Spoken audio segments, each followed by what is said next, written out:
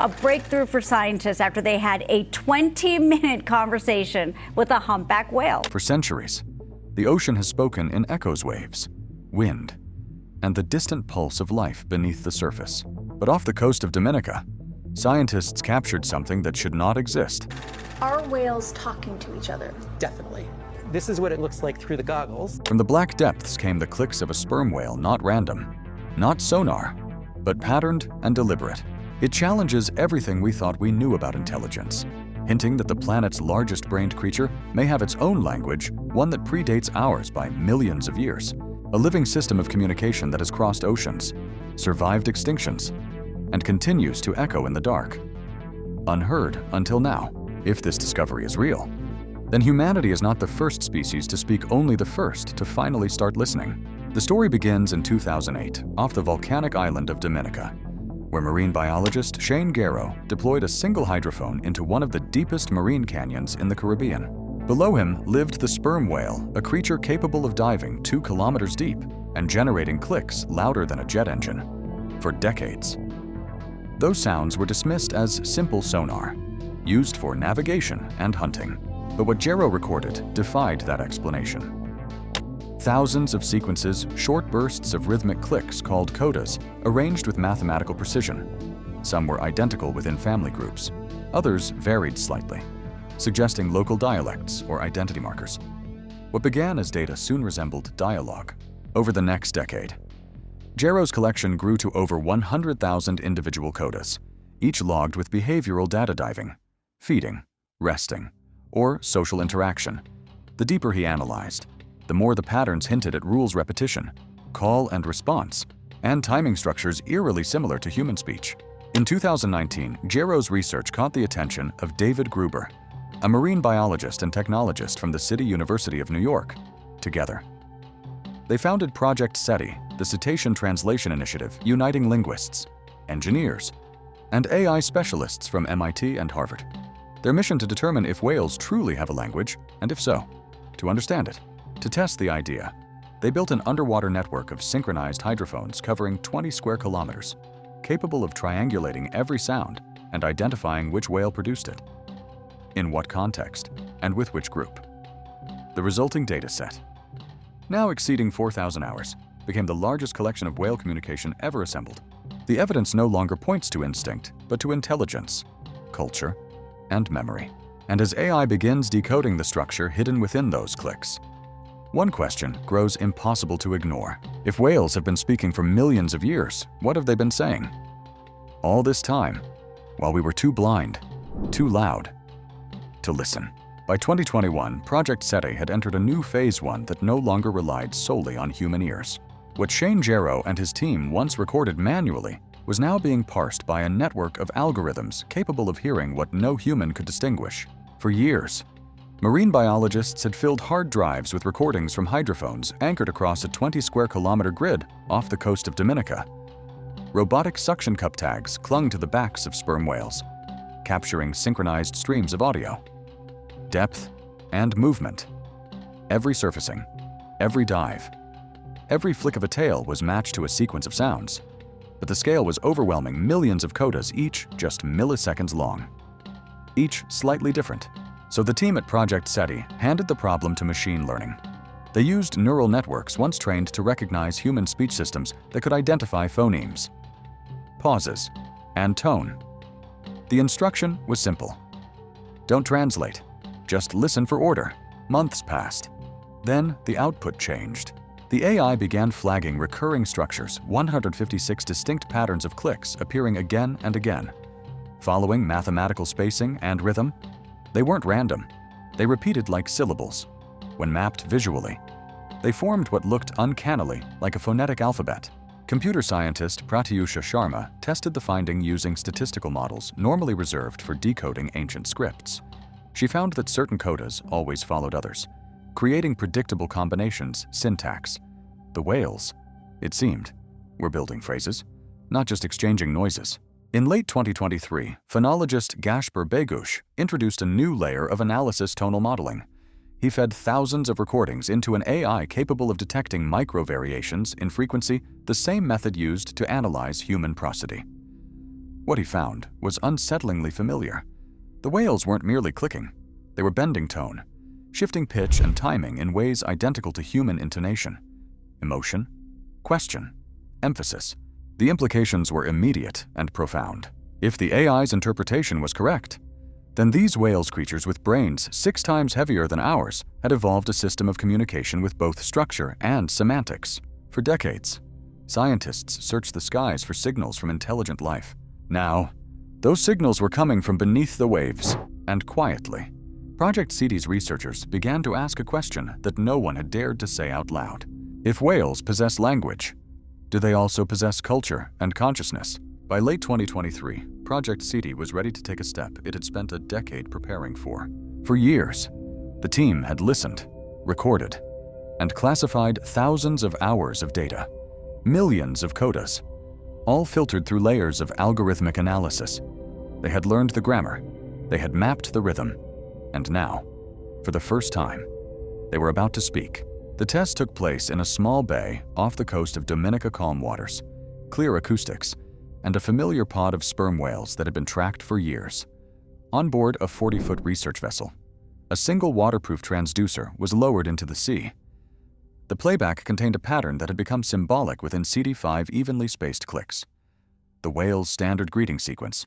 It was meant to be a simple call, neutral, unprovocative, an experiment in mimicry. Then came the response. From nearly 800 meters below, the hydrophones captured 5 returning clicks. Identical rhythm, identical spacing. The source, a mature male named Twain, long recognized by his distinctive fluke and acoustic signature. He repeated the sequence again, then again, each time adjusting the interval just enough to suggest awareness. At first, the team suspected reflection.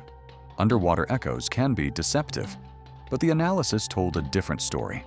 The returning pattern carried micro-variations in amplitude and frequency that ruled out any possibility of artifact. This was not a bounce. It was a reply. Over the next 48 hours, Twain and his pod produced a surge of new codas, hundreds of sequences that had never been documented before. Some mirrored the playback, others diverged from it, evolving through repetition, tone shifts, and pauses. The AI models flagged the output as structurally novel but rule-consistent, meaning the whales were generating new expressions that fit within the known syntax of their language. In essence, after being spoken to, they spoke back and invented in the process. By early 2025, Project Sati's team had confirmed the finding human-initiated playback had coincided with the creation of entirely new whale codas, whether this represented learning, imitation, or an early form of dialogue. No one could yet say. But one fact stood: a pattern of sound had crossed the boundary between species, and something on the other side had recognized it. The implications unsettled even the most cautious members of the team. For decades, humanity had looked to the stars for signs of intelligence. Now, it seemed intelligence had been answering from beneath the waves all along. Inside CT's headquarters, the tone shifted from triumph to reflection. One researcher wrote, "We thought we were testing technology, but perhaps without realizing it." We started a conversation. The question that followed was harder to face. Had we finally made contact, or had we just interrupted a civilization that never needed us to find it? By 2024, Project SETI's success had begun to draw the kind of attention its founders had never wanted. What started as an experiment in communication was turning into an ethical question, one that reached far beyond biology, technology, or even science itself. The playback experiments continued across the Caribbean, each yielding similar results: responses, variations, and occasional silence that seemed deliberate rather than random. The AI kept learning faster, deeper, beyond its original parameters.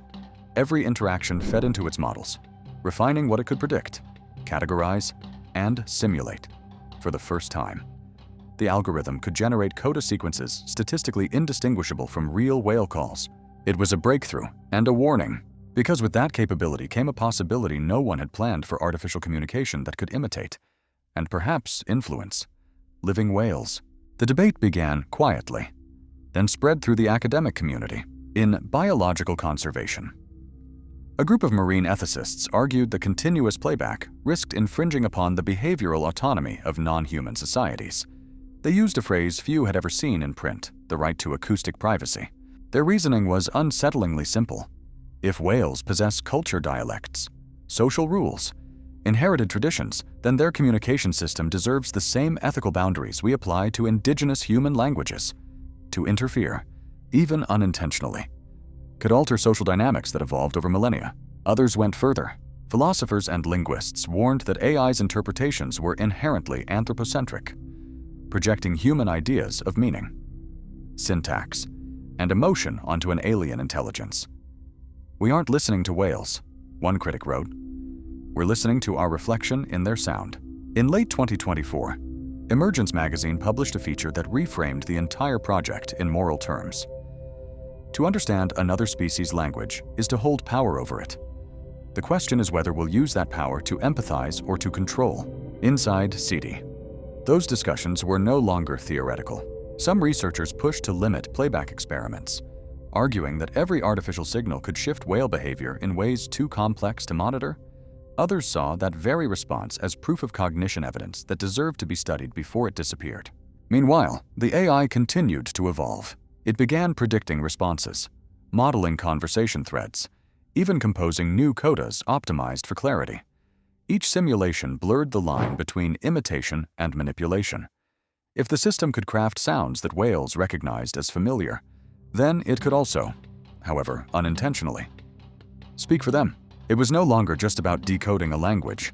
It was about defining a relationship. One SATI researcher summarized the unease in a private memo. "We wanted to listen, but listening, it turns out, is never neutral." The ocean had answered.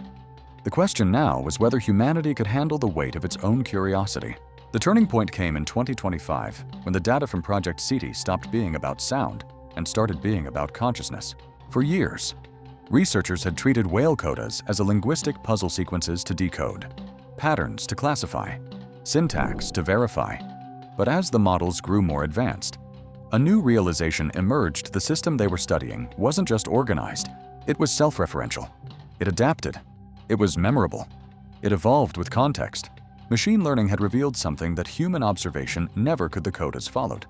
Recursive structures, phrases nested within phrases, ideas repeating with variation, the same property that defines human language.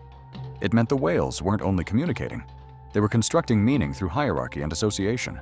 Statistical comparisons made the finding harder to ignore when mapped against known human proto-languages. The whale's syntactic complexity fell within the same range. The data didn't show mimicry, it showed convergence. Two separate evolutionary paths arriving at the same linguistic architecture, one through air, the other through water. The implications were extraordinary. For centuries, language had been treated as the dividing line between human and non-human intelligence. But the ocean was erasing that line, not with poetry or myth, but with measurable structure. At the same time, the AI that had helped make the discovery was beginning to resemble the thing it was studying. Neural networks designed to analyze whale codas started generating their own versions, artificial clicks, so precise that even trained algorithms struggled to tell the difference. When playback tests were run, some whales responded. The boundary between analysis and imitation began to blur. Inside Project SETI, the realization sank in: the machine wasn't just translating intelligence, it was reflecting it. The patterns it recognized in whale communication mirrored the same recursive logic that underpinned its own architecture. In trying to decode a foreign mind, the AI had unknowingly mapped its own. That feedback loop unsettled even the project's most rational scientists. It forced them to confront a question as old as philosophy itself. If a system can interpret meaning, respond to it, and evolve with it, does that make it aware? The SETI paradox, as it came to be known, wasn't about whales or algorithms. It was about us. Every step toward understanding the minds beneath the waves was also a step toward understanding the limits of our own. Perhaps intelligence was never a ladder with humanity at the top, but a network, branching, circular, and continuous. Perhaps consciousness, like language, is not invented but emerges wherever complexity and memory converge. By 2025, the question was no longer whether whales could think. It was whether we could finally recognize thought in forms that didn't look, speak, or breathe like ours. By the time Project SETI released its final report in 2025, the world had already changed. Not because humanity had conquered a new frontier of knowledge, but because it had discovered that it was never alone in the act of thinking. For centuries, the ocean had been treated as a boundary, vast, alien, indifferent, a place of mystery, but not of meaning. And yet, beneath its surface, another civilization had been unfolding all along, one built not on architecture or technology, but on sound, memory, and collective consciousness. The sperm whale's codas, now understood as a structured, evolving language, revealed something deeper than communication. They revealed continuity, the persistence of intelligence across forms. Each click carried more than data.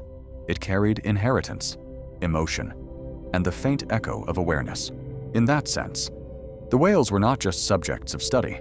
They were witnesses, custodians of a timeline that predated us by millions of years, still remembering through sound what we had only begun to rediscover through machines. From a scientific standpoint, the evidence was extraordinary. AI models had reconstructed over 156 distinct coda archetypes, organized by syntax and tonal modulation. Behavioral correlations confirmed cultural transmission traditions passed down through generations of whales across entire ocean basins. In measurable terms, it was language. In existential terms, it was a mirror. Because when humans finally managed to listen, what they heard was not alien. It was familiar. Patterns of hierarchy, emotion, variation, and imitation. The same mechanisms that shaped the evolution of human speech reappeared in the depths, reshaped by water and time. The comparison was humbling for all our satellites, our networks, and our digital archives. It turned out that the ocean had been recording a story of its own, one written not in text, but in resonance. Philosophers began calling it the acoustic mirror, the idea that the sea, through its living voices, reflects the total memory of the planet. Every transmission, every echo, every coda is part of that archive. And now, through AI, we have simply found a way to hear it. But hearing is not the same as understanding, and understanding is not the same as wisdom. What comes next is no longer a question for data or code. It's a question for conscience. Because once you can speak to another intelligence, once you can enter the mind of something that is not human, you can no longer claim ignorance of connection. If consciousness is indeed a spectrum, then the ocean is part of our own mind, a distributed memory that extends beyond our species. To listen to it is to remember what we are made of. And perhaps that is the quiet truth Project SETI left behind, that intelligence is not what separates life. It is what binds it. If we can speak to whales, the question is no longer whether we are alone. The question is whether we are ready to listen, truly. Listen to what the planet has been trying to tell us all along.